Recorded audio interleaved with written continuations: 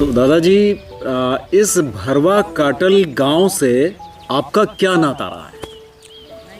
ये गांव मेरी जन्मभूमि है। जी। मेरा जन्म यही हुआ है।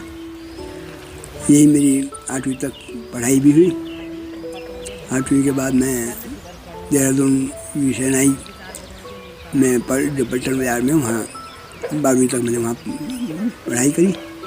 12वीं के बाद फिर मैं DAV कॉलेज से मैंने M.Com किया। कहते हैं सच्ची इंसानियत वो नहीं जो किसी इंसान की मदद करने से मिले, बल्कि सच्ची इंसानियत वो है जो निर्वाक प्राणियों की भी आवाज सुन ले।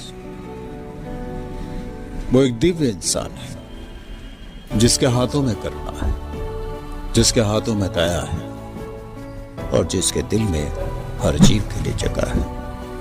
वो रोटी बांटता है मगर भूख नहीं पूछता। वो पानी देता है मगर नाम नहीं जानता। उसके लिए हर जानवर, हर पक्षी, हर इंसान भगवान का रूप है।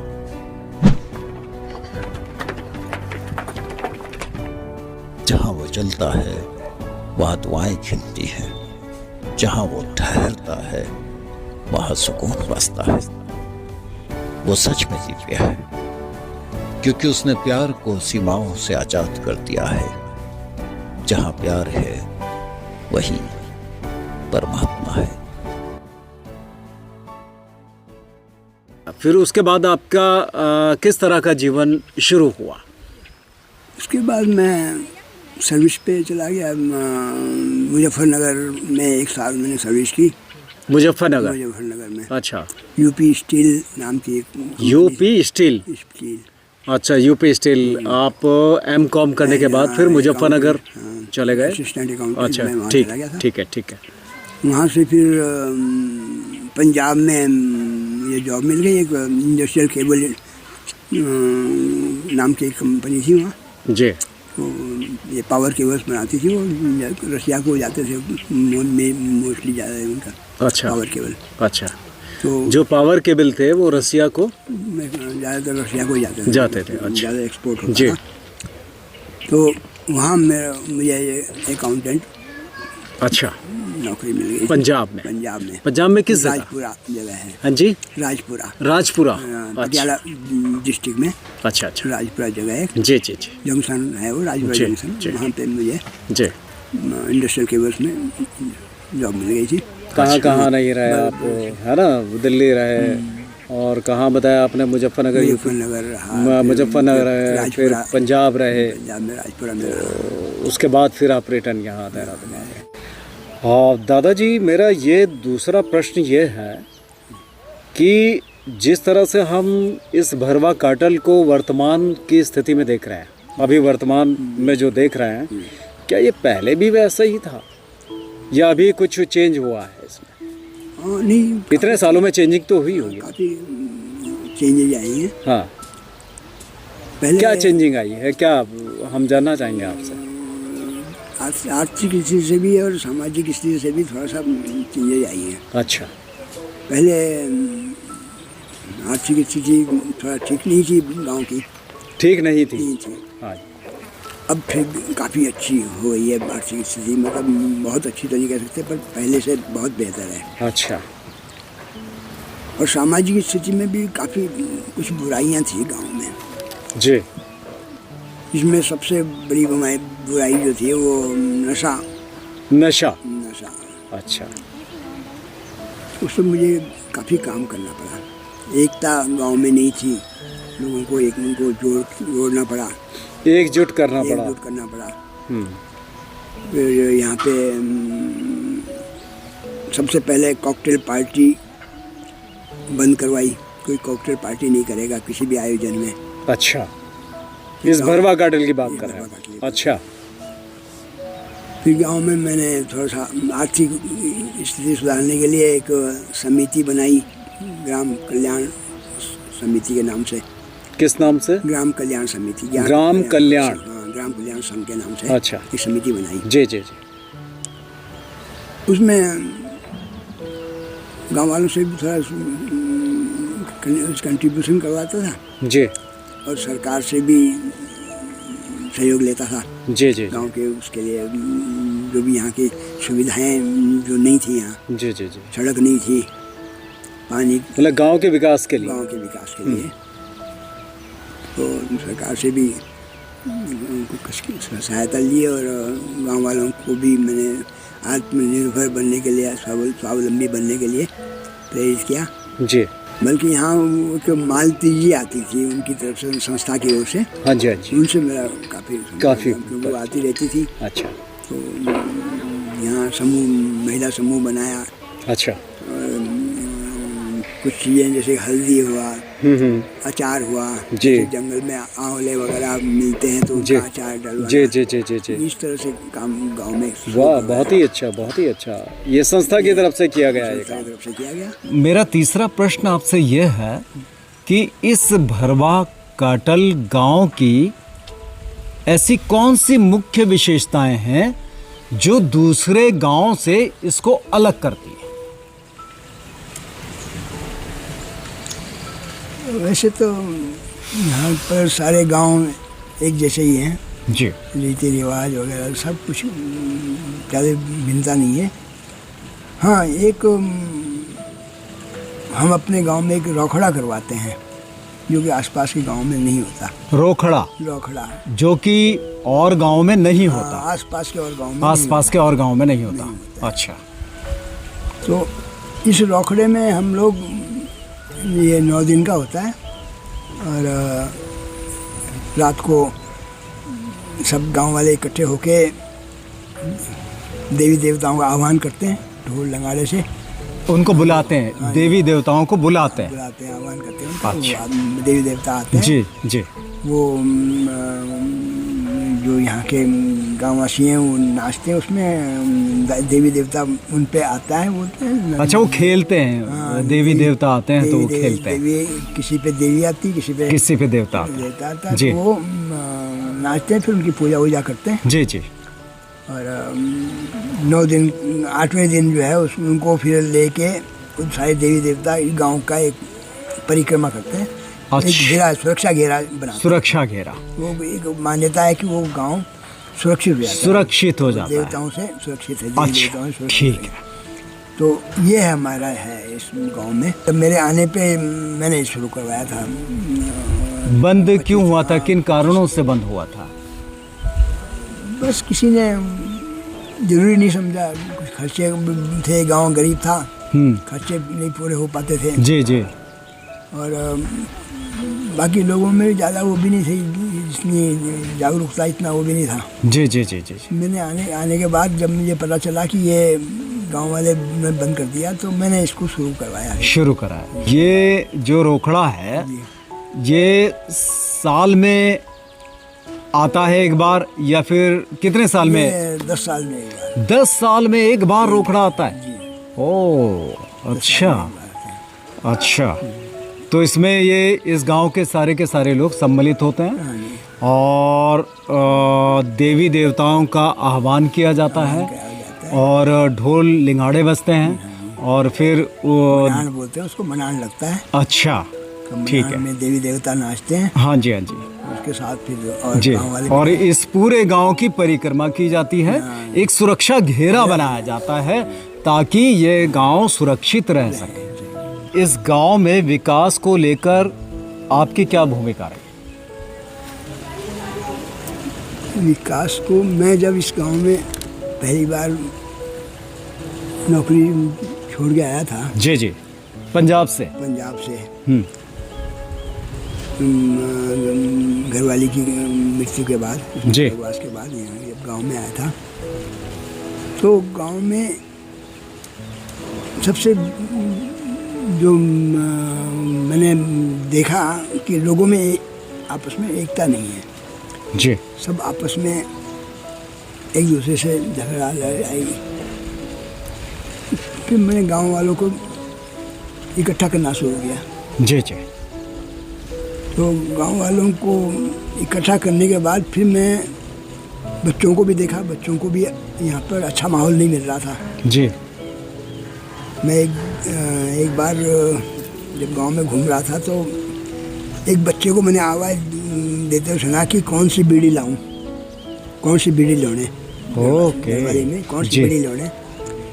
तो मुझे स्ट्राइक करके ये हुआ कि ये बच्चा बीड़ी की बात कर रहा है। जी फिर मैं उस बच्चे के पास गया, उससे पूछा बीड़ी कौन मंगवा रहा है।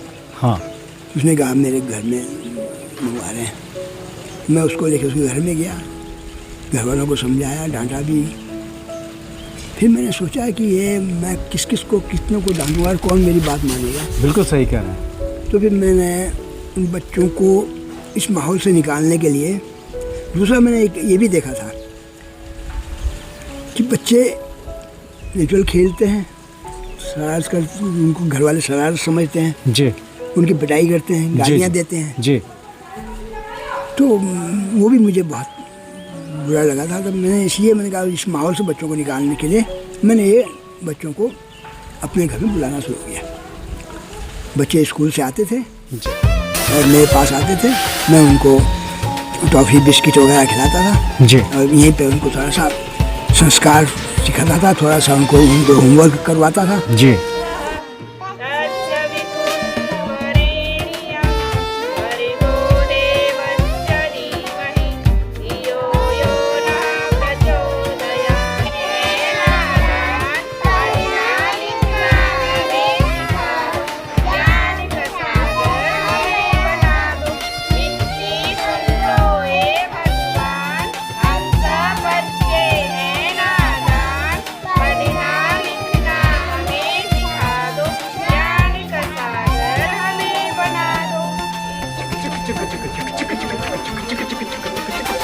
रेलगाड़ी छुक छुक छुक छुक, रेलगाड़ी छुक छुक छुक, रेलगाड़ी छुक छुक छुक छुक छुक छुक छुक छुक छुक छुक छुक छुक छुक छुक छुक छुक, रेलगाड़ी छुक छुक छुक, रेलगाड़ी छुक छुक छुक। तो इस तरह से धीरे धीरे करके बच्चों की संख्या, जब मैंने 8-10 बच्चों से शुरू किया था, जी आज 75 बच्चे मेरे पास हैं। आपने 8-10 बच्चों से शुरू किया और आज वो 75 बच्चे बच्चे मेरे पास हैं। बहुत ही खूबसूरत। और 6 अध्यापिकाएं मैंने रखी हैं, गांव की ही लड़कियां हैं वो, जो ग्रेजुएशन कर रही हैं। उनको देखती हैं, जी। उनको उनके होमवर्क करवाती हैं बहुत और ही उनको संस्कार, अच्छे संस्कार देती हैं। बहुत ही अच्छा, बहुत ही अच्छा। तो ये है आज। और एक मैंने कंप्यूटर सिखाने के लिए भी एक लड़के को रखा हुआ है, जी जो कंप्यूटर सिखाता है बच्चों को। एक सिलाई केंद्र भी खोला है मैंने यहाँ पे। अच्छा, सिलाई केंद्र भी खोला है। महिलाओं को सिलाई सिखाने के लिए, यहाँ की महिलाओं को, गांव की महिलाओं को सिलाई सिखाती हैं वो महिलाएं। 2 सेंटर खोले हैं वैसे, एक कुमारला में और एक यहाँ भरवा घाटी। दादाजी, मैं एक प्रश्न आपको जहाँ और आपसे करना चाह रहा हूँ कि जैसे आपने कहा सिलाई केंद्र खोला है और कंप्यूटर की एजुकेशन भी आप शुरू कर रहे हैं और बच्चों को पढ़ाने के लिए आपने टीचर्स रखी हैं, कुछ 6 टीचर्स रखी हैं। तो ये सारा का सारा कार्य आप स्वयं से कर रहे हैं या किसी संस्था के द्वारा कर रहे हैं या फिर आपकी खुद की संस्था है? ये मेरी खुद की संस्था है। मैंने पिताजी के नाम से एक संस्था बनाई है जी। रामकृष्ण उनियाल सेवा समिति नाम से। क्या नाम? रामकृष्ण उनियाल सेवा समिति। अच्छा। पिताजी का नाम रामकृष्ण उनियाल है, तो उनके जी। नाम से एक सेवा समिति बनाई है मैंने। जी जी। उसी नाम के, उसी बैनर पे मैं ये काम करता हूँ। अच्छा, उसी बैनर पे आप ये सारा काम कर रहे हैं। केवल आपने एक संस्था का नाम दिया है और सरकार से आपको कोई भी अनुदान प्राप्त नहीं होता, ना ही आपने कभी लिया है। ठीक है, ये बहुत ही अच्छी बात है दादा, ये बहुत अच्छी बात है। ये क्लैपिंग करने का मन हो रहा है दिल से, स्वयं दिल से। आपकी भी तो अपनी पर्सनल लाइफ थी,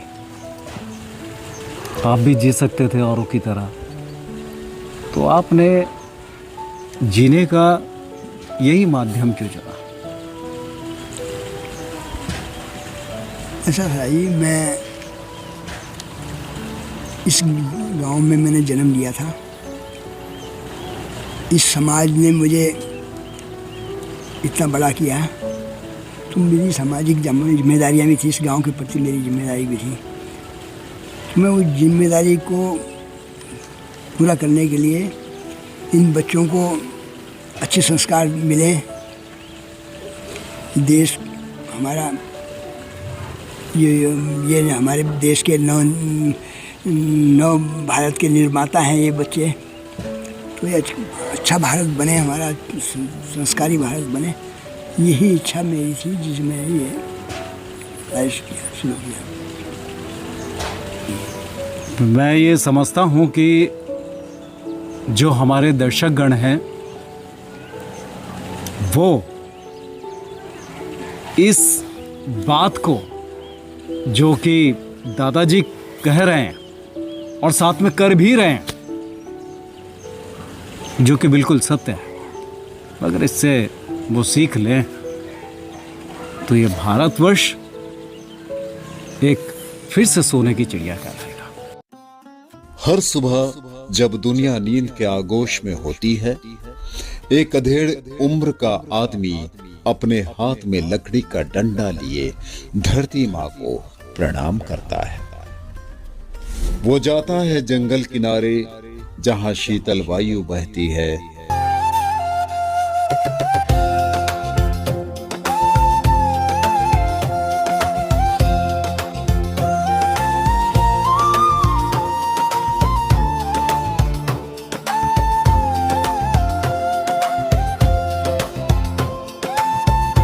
और वहीं वो करता है नाग देवता की पूजा।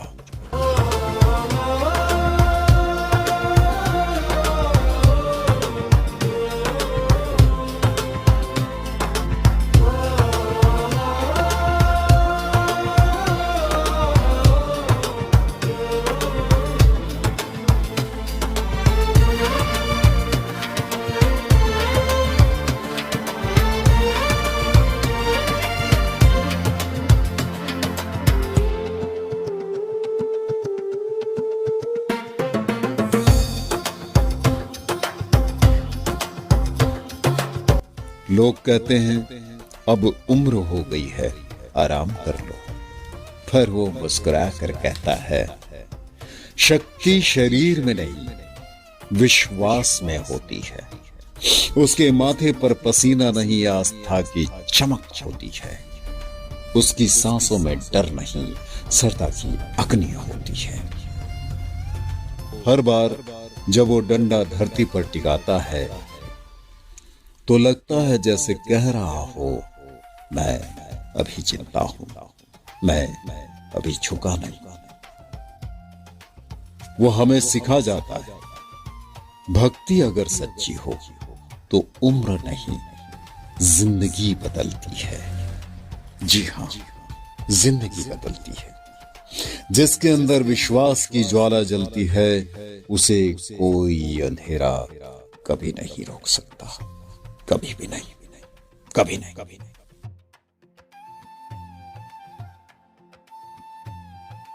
एजुकेशन की बात तो समझ में आ रही है कि आप बच्चों को एजुकेशन वगैरह सब कुछ देते हैं, उसके लिए टीचर्स भी रखी हैं, है ना, और कंप्यूटर एजुकेशन भी आपने दिया है, सब कुछ दिया है। इसके साथ साथ आप बच्चों की जो अलग से एक्टिविटीज़ हैं, हाँ, इन बच्चों को ट्रैकिंग पे भी ले जाता हूँ और शिक्षा भ्रमण के लिए भी ले जाता हूँ। शिक्षा भ्रमण के लिए जी, जैसे कि चिड़ियाघर दिखाया बच्चों को। वाह, ये शिक्षा भ्रमण हुआ, बहुत ही खूब। एयरपोर्ट ले गया, बहुत ही खूबसूरत। बच्चों को बताया कैसे प्लेन लैंड करते हैं, कैसे टेक ऑफ करते हैं, टेक ऑन टेक ऑफ करते हैं। जी जी जी, ये सब दिखाया मैंने बच्चों को। जी जी जी, दिखाया है। और दूसरे मैं उनको मंदिरों में भी ले जाता हूँ ताकि अपनी संस्कृति से बच्चों को वाकई उनको जागरूक करें। जी जी जी, तो मंदिरों के भी मैं उनको ले, वो अपनी संस्कृति के बारे में जान सकें, समझ सकें। ठीक है, तो मैं उनको मंदिर में ले जाता हूँ और ट्रैकिंग पे भी ले जाता हूँ। ट्रैकिंग पे भी इसलिए कि ताकि वो हर क्षेत्र से जुड़ें जी, वहाँ के जहाँ ले जाता हूँ वहाँ के लोगों से जुड़ें जी, वहाँ की जानकारी उनको मिले जी जी, और शारीरिक रूप से भी सक्षम रहें, ट्रैकिंग से स्वस्थ रहें जी। ये सब मैं चाहता हूँ कि बच्चों का हमारे सर्वांगीण विकास हो। अच्छा, शिक्षा से लेके स्वास्थ्य से लेके स्वच्छता से लेके सब चीज़ों पे मैं ध्यान देता हूँ बच्चों में। खाली एक एजुकेशन ही माध्यम ना हो, किसी मालूम नहीं। है ना, जिसे कहते हैं कि सर्वगुण संपन्न। बस बस बस मैं ट्रैकिंग पे ले आता हूँ। हाँ जी। तो पहाड़ों की तरफ ले आता हूँ, जंगलों की तरफ ले आता हूँ। जी जी, और कई बार तो रात को हम वहीं रुकते हैं, जंगलों में ही रुकते हैं। वाह, वहीं अच्छा। पे खाना पीना वगैरह वहीं होता है, वहीं पे बच्चे एंजॉय करते हैं। तो मैं वो बच्चे ही सहायता करते हैं, वही उनसे मैं सहायता लेता हूँ। वही करते हैं सब कुछ व्यवस्था, खाने पीने की व्यवस्था भी वही हमारे साथ जो अध्यापिकाएं जाती हैं वो करती हैं। अच्छा अच्छा अच्छा। वो सब करते हैं। तो ये आपके जीवन जीने का जो तरीका है वो ये तरीका ये बहुत ही अच्छा, बहुत ही खूबसूरत। तो मैं ये समझता हूँ कि हमारी आने वाली जो जनरेशन है, आने वाली जो पीढ़ी है, अगर वो दादाजी के इस पहल को अपना ले तो मैं ये समझता हूँ कि ये भारत इस तरह तो नहीं रहेगा जिस तरह से आज हम देख रहे हैं। और ये भारत सर्वगुण संपन्न बनेगा और अपनी संस्कृति को पहचानेगा और अपने पूर्वजों को जानेगा और अपने इस मातृभूमि को और जन्मभूमि को मैं समझता हूँ कि नतमस्तक करेगा। तो ये दादाजी के लिए क्लैपिंग है।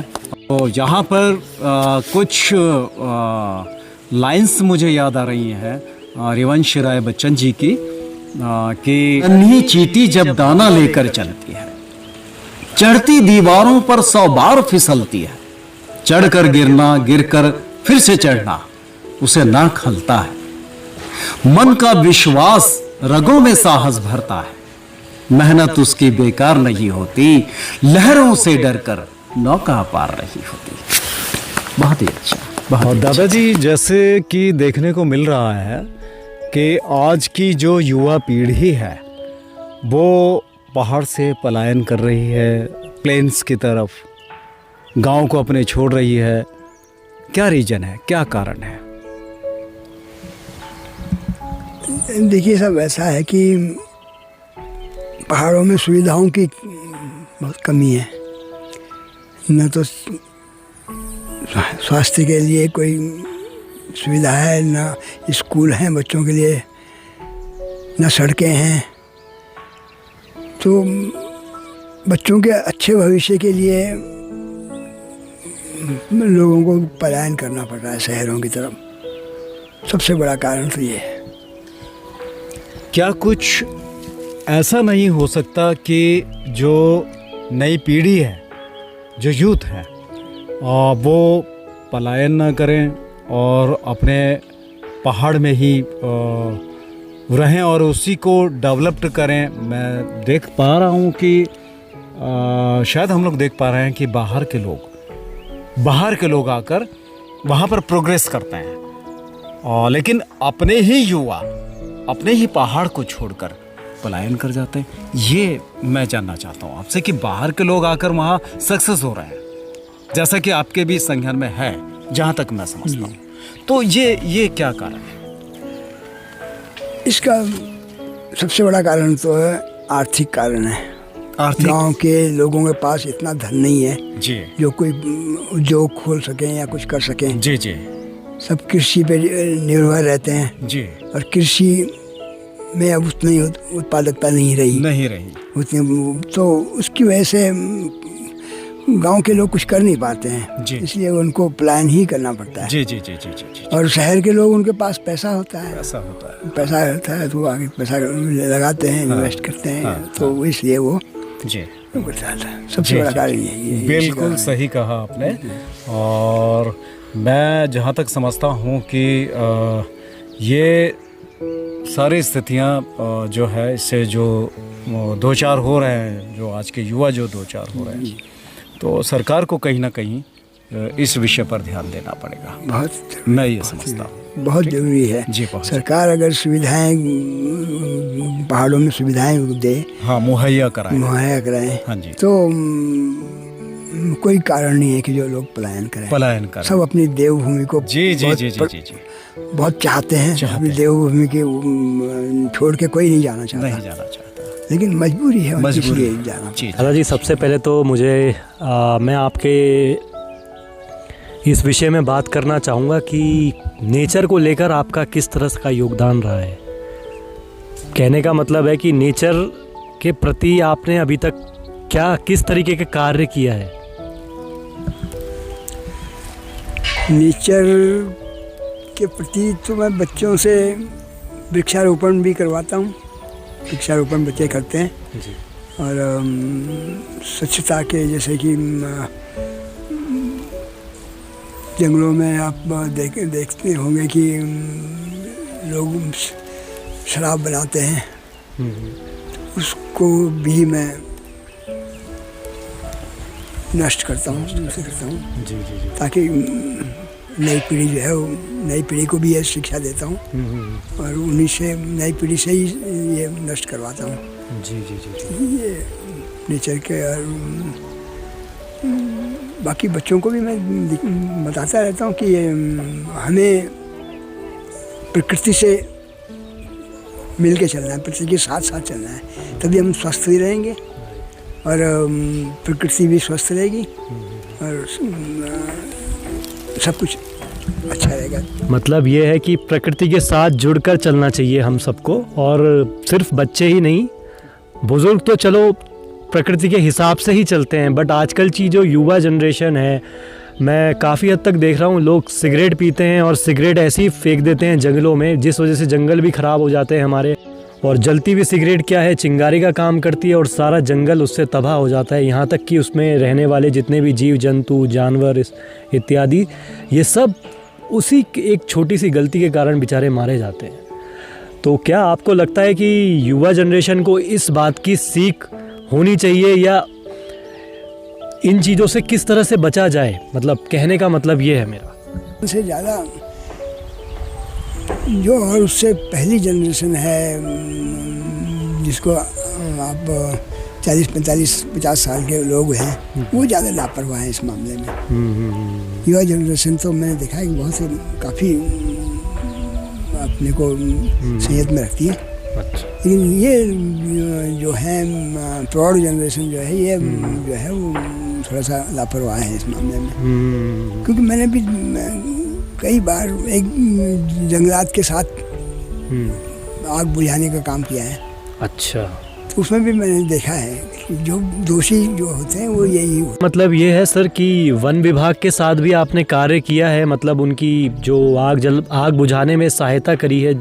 जितनी भी जंगल जो आसपास के हम देख रहे हैं इस वातावरण में, गर्मियों के टाइम पे तो बहुत मतलब बिल्कुल ही ख़त्म हो जाते होंगे, तो उसको बुझाने में आपने काफ़ी हद तक सहायता करी है वन विभाग की।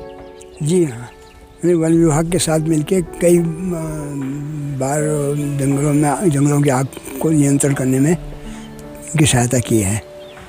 बहुत ही खूब दादाजी। और मैं आपसे एक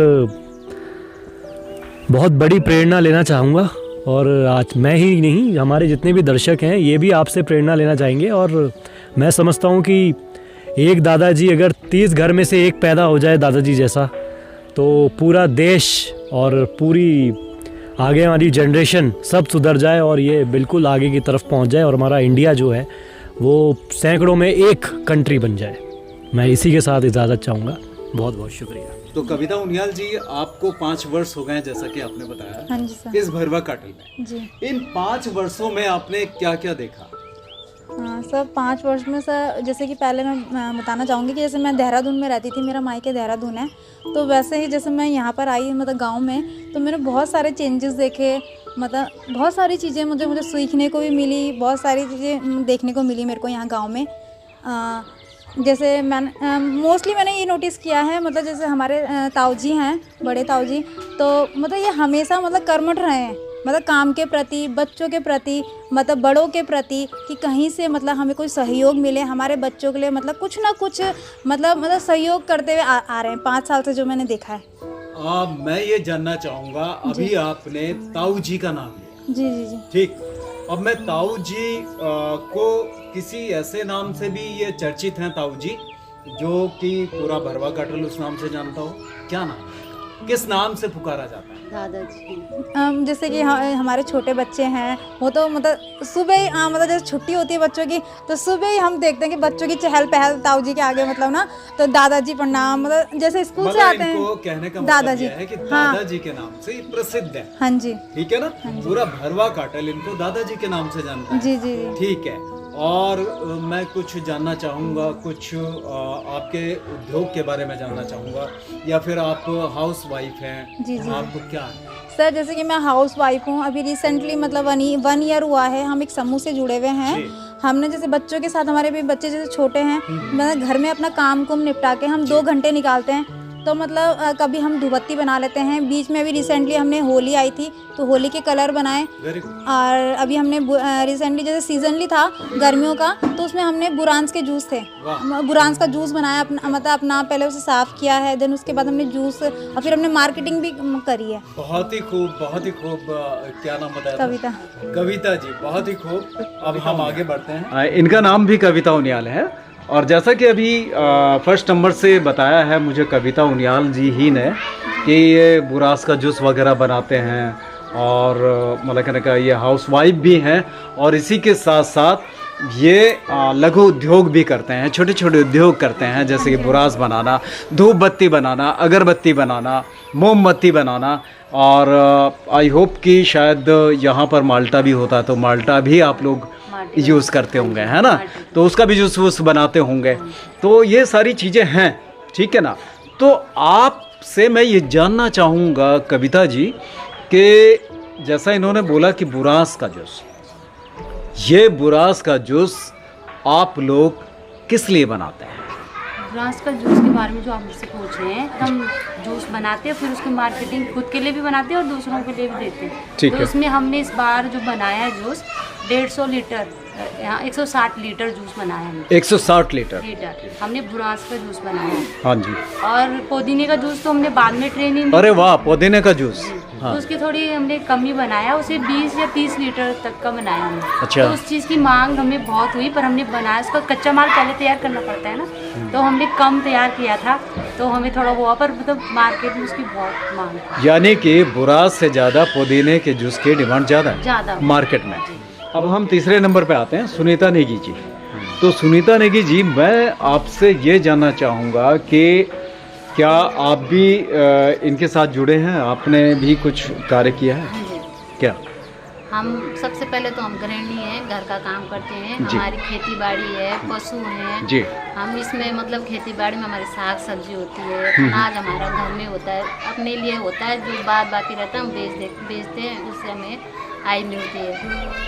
और हल्दी का हम हर चीज़ का करते हैं घर। हल्दी का? हाँ जी। हल्दी का क्या करते हल्दी पाउडर बना के बेचते हैं। हो? घर ही में पाउडर बनाते हाँ हो? मिक्सी में ग्राइंड करते हो? मशीन है हमारे पास। मशीन है? हाँ जी। अच्छा, वो भी हमें एनजीओ द्वारा मिली है मशीन। हाँ जी। किस एनजीओ द्वारा?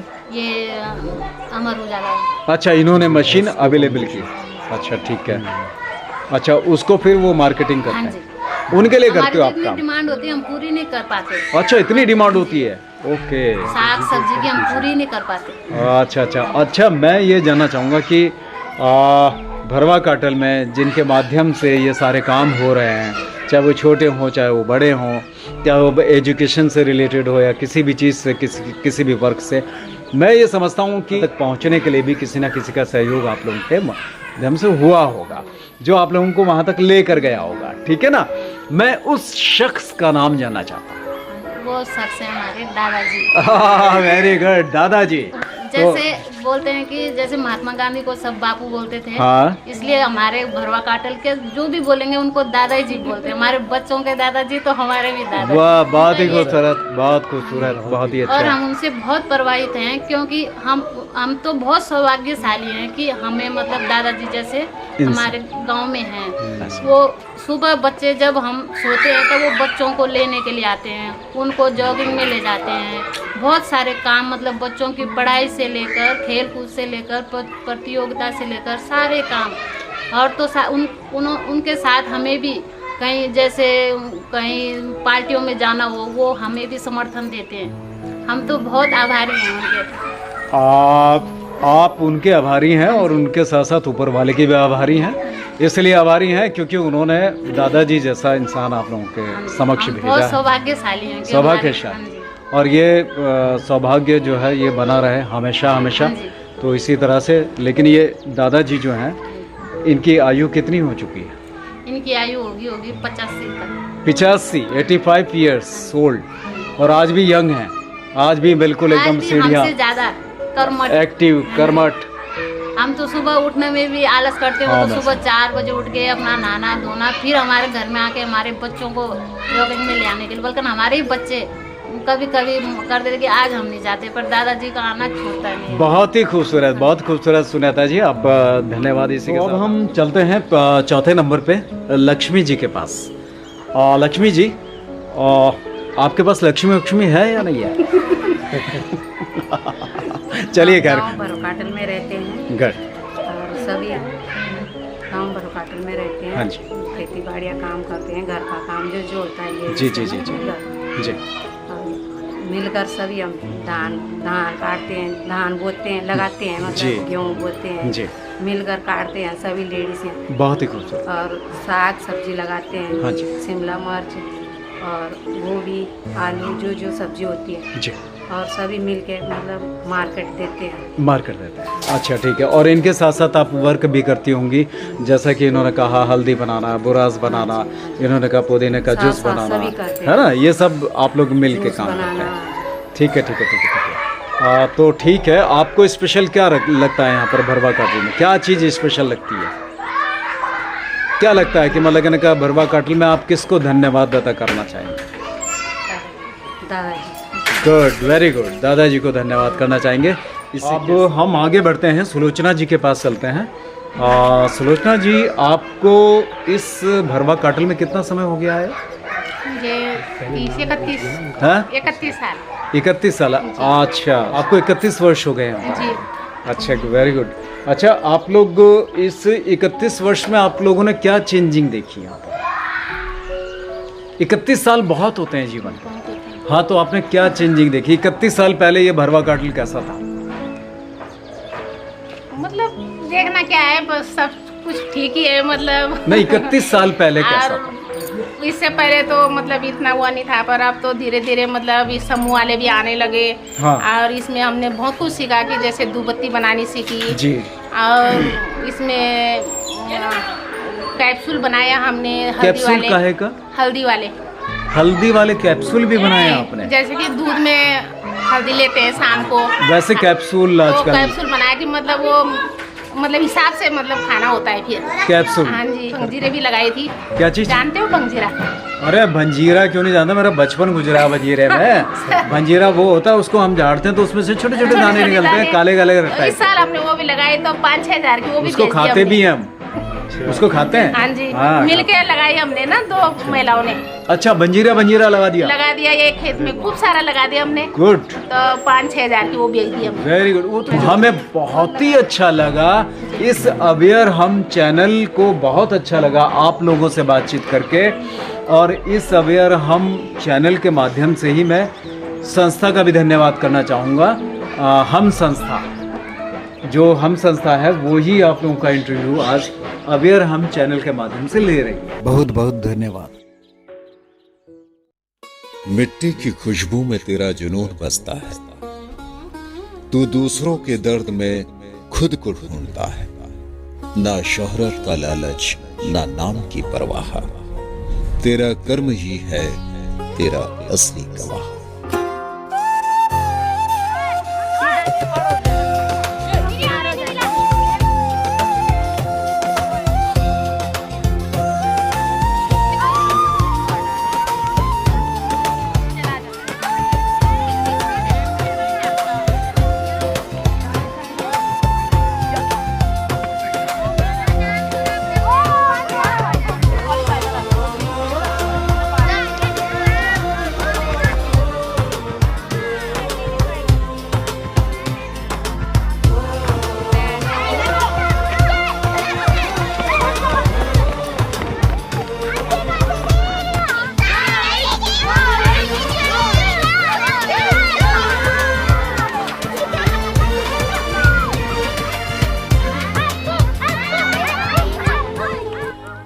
रातों को जाग कर जो सबका सवेरा करे, वो इंसान नहीं बल्कि खुद एक सवेरा है। जी हाँ, इन पहाड़ियों के असली हकदार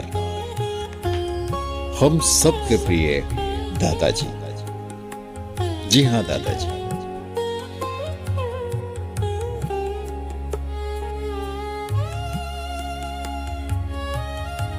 जिनको पूरा भरवा काटल गांव दादाजी कहकर बुलाता है। इन्हीं दादाजी का असली नाम श्री हरि कृष्ण ओलियान है, जिसे बच्चों की मुस्कान में खुदा दिखता है, जिसे बच्चों की मुस्कान में खुदा दिखता है, जो हर मासूम आंख में सपना लिखता है। ना इनाम की चाह ना नाम की आस, बस ज्ञान बांटने में है उसका विश्वास।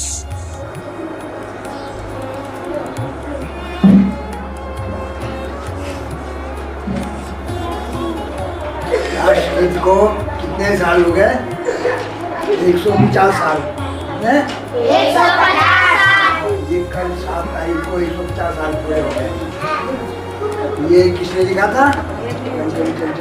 क्या है राष्ट्रगीत? शाबाश। राष्ट्रगान किसने लिखा? क्या है राष्ट्रगान? राष्ट्रगीत? मेरी गुड़िया ऊन की, ऊन देहरादून की, लंबे उसके बाल हैं, टमाटर जैसे गाल हैं, नर्सरी में पढ़ती है, टाटा सबको करती है। कागज, किताब और प्यार उसका हथियार, लो वो बन गया सबके दिलों का हार। जो अपने वक्त को बच्चों पे लुटा देता है, वो सच में जिंदगी का मतलब सिखा देता है।